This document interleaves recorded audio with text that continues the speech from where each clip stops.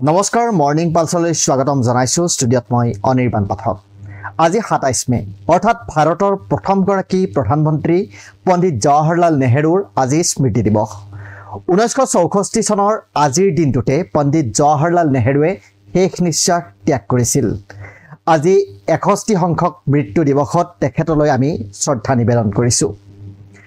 জৱাহৰলাল নেহৰুৰ আদৰ্শ মূলত গণতন্ত্ৰ, ধৰ্মনিৰপেক্ষতা, সমাজবাদ আৰু বিশ্ব শান্তিৰ ওপৰত প্ৰতিষ্ঠিত। তেওঁৰ আদৰ্শৰ মূল বৈশিষ্ট্যসমূহেই আছিল গণতান্ত্ৰিক মূল্যবোধ, ধৰ্মনিৰপেক্ষতা, সমাজবাদী অৰ্থনীতি, বৈজ্ঞানিক মানসিকতা ইত্যাদি। নেহৰুৱে গণতন্ত্ৰক ভাৰতৰ শাসন ব্যৱস্থাৰ মূল স্তম্ভ হিচাপে গণ্য কৰিছিল। তেওঁ বিশ্বাস কৰিছিল যে সকলো নাগৰিকৰ সমান অধিকাৰ আৰু স্বাধীনতা থাকিব লাগে। তেওঁ ভাৰতৰ বৈচিত্ৰ্যপূৰ্ণ সমাজত সকলো ধৰ্মৰ প্ৰতি সমান সন্মান আৰু নিৰপেক্ষতাৰ নীতিৰ ওপৰত গুৰুত্ব আৰোপ কৰিছিল। নেহৰুৱে এক মিশ্ৰিত অৰ্থনীতিৰ পোষকতা কৰিছিল, য'ত ৰাষ্ট্ৰীয় মালিকানাধীন উদ্যোগ আৰু ব্যক্তিগত খণ্ডৰ মাজত ভাৰসাম্যতা বজাই ৰখাত গুৰুত্ব দিয়া হৈছিল।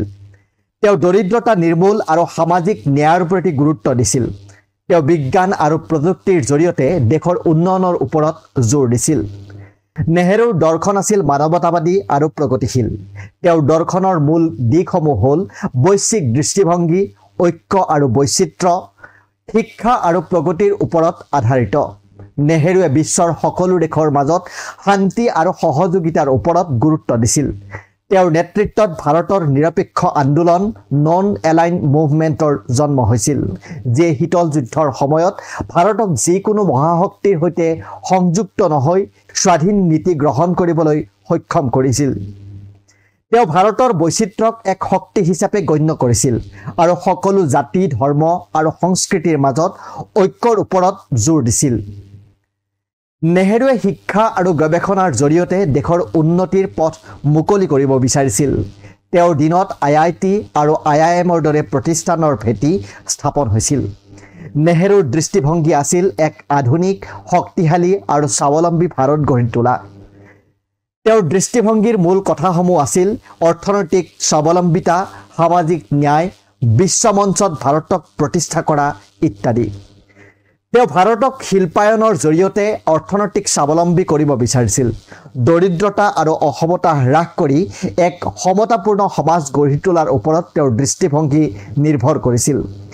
তেওঁ ভাৰতক বিশ্বৰ এক নেতৃস্থানীয় শক্তি হিচাপে চাব বিচাৰিছিল, যিয়ে শান্তি আৰু সহযোগিতাৰ বাৰ্তা প্ৰচাৰ কৰিব। এতিয়া পণ্ডিত নেহৰু নাই। নেহৰুৰ আদৰ্শ আজিৰ ৰাজনীতিকে মানিছেনে? নেহৰুৱে ধৰ্মনিৰপেক্ষতাক ভাৰতৰ শাসন ব্যৱস্থাৰ মূল স্তম্ভ হিচাপে গণ্য কৰিছিল।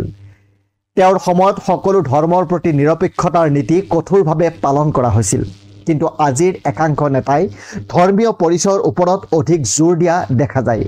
কিছুমান নীতি আৰু প্ৰচাৰত ধৰ্মীয় সংস্কৃতিৰ প্ৰভাৱ দেখা যায়, যিটো নেহৰুৰ নীতি নাছিল।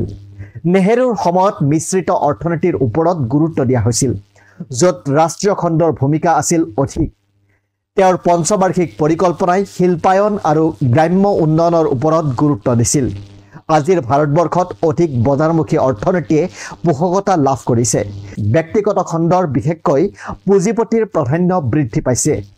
জৱাহৰলাল নেহৰুৰ আদৰ্শ, দৰ্শন, দৃষ্টিভংগীয়ে ভাৰতক এক আধুনিক, গণতান্ত্ৰিক আৰু ধৰ্মনিৰপেক্ষ দেশ হিচাপে গঢ়ি তুলিবলৈ সহায় কৰিছিল।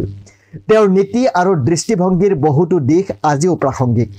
যদিও সময় আৰু পৰিস্থিতিৰ সৈতে নেতৃত্বৰ শৈলী আৰু নীতিৰ পৰিৱৰ্তন হৈছে, নেহৰুক একাংশই কটু সমালোচনাৰে উপচাই পেলাইছে, তথাপিও নেহৰুৰ গণতান্ত্ৰিক আৰু ধৰ্মনিৰপেক্ষ আদৰ্শই ভাৰতৰ শাসন ব্যৱস্থাৰ ভেটি হিচাপে আজিও কাম কৰি আছে, যিয়ে ভাৰতক প্ৰকৃত অৰ্থত অনৈক্যৰ মাজত ঐক্য আৰু হাজাৰ বৈচিত্ৰতাৰ মাজতো এক ভাৰতৰ ভাৱনাৰে কোটি কোটি জনতাক বান্ধি ৰাখিছে। আজিৰ মৰ্নিং পালছত ইমানেই। আপোনাৰ দিনটো শুভ হওক। ধন্যবাদ।